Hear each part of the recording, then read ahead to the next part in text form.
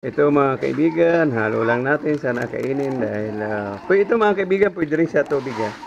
Pwede natin ilagay sa tubig para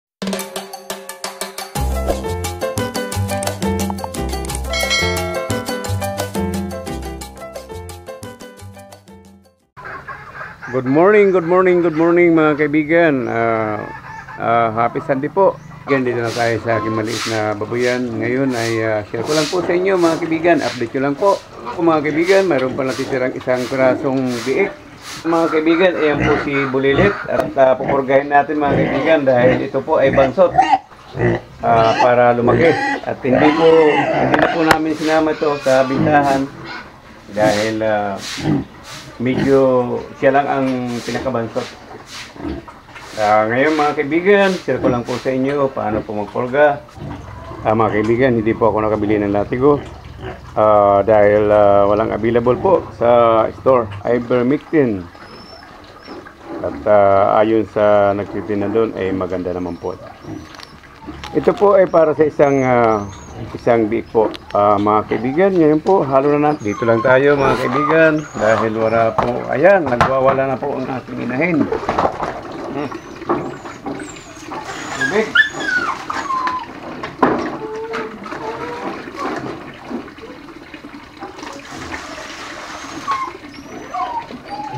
Mga kaibigan, ito po ay half kilo.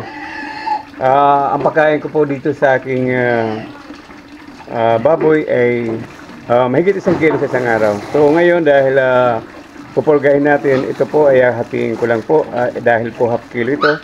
Ay bigay ko lang po sa kanya ng pwede na siguro 300 grams para sure na po. At yan, ganito lang karami mga kaibigan ang ibibigay ko sa kanya dahil pupurgahin natin. Ayan po, para sure na maano natin ang mamatay natin ang mga bulati ng ating biik. Dati po mga kaibigan, ang pagpurga ko sa kanya ay ini-inject ko po. Ngayon dahil medyo malaki na, ay pwede na po yung powder. Ito mga kaibigan, halo lang natin sana kainin dahil ito mga kaibigan, pwede rin sa tubig ha. Pwede natin ilagay sa tubig para doon sa pag-iinom niya. Ito mga kaibigan, kunting tubig lang para lagyan lang ng kunting tubig para dumikit po yung purga, dumikit po yung pamurga natin sa ating pagkain. Ayan po. Ito mga kaibigan, dahil yung baboy ko ay mahigit mga 2 buwan at magtatatlong buwan na po siya sa sa December 9 ay ngayon ay papunta na siya doon sa grower. Papunta na po siya sa grower stage. So itong ay halo po ito, grower at saka yung starter po para masanay siya. Hindi natin bibiglain sa grower. Ito na po.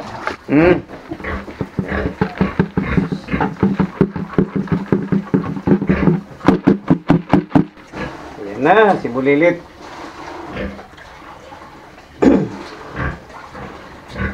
Ayan na po ang aming Bulilit, mga kaibigan. Iyon po ay 12 na anak ng aking inahin na si B1 at ito po ang natira. Iyan po ay palalakihin namin para po mayroon kaming pangtustos na pambili ng feed. Ayan po. Okay, gano'n lang po magpupurga mga kaibigan. Pwede rin ini-inject natin. Nasa inyo na po, pero nasa inyo na po mga kaibigan. Pero kung maliit pa ito, mga 30 days lang ay pwede nating anuhin dahil medyo hindi pa malikot. Pero ngayon na medyo malaki na ay kailangan na po ng powder. Mga kaibigan, maraming salamat po. Update ko lang po kayo mga kaibigan. At ito po ang aming si Bito ay mga anak na po ngayong December 23. At sana po ay magsilang siya ng malulusog ng mga biik at sama ng Diyos. Mga kaibigan, maraming salamat po. Ingat po tayo lagi. At kung po pwede po, pahingi po ng isang subscribe. Doon po sa mga maguhan, mga kaibigan. At laban lang sa mga nag-aalaga ng mga baboy. At kunting tiyaga lang. Lalo na dito sa buhay probinsya. Maraming salamat. Maraming salamat po. At lagi po tayo mag-iingat lahat.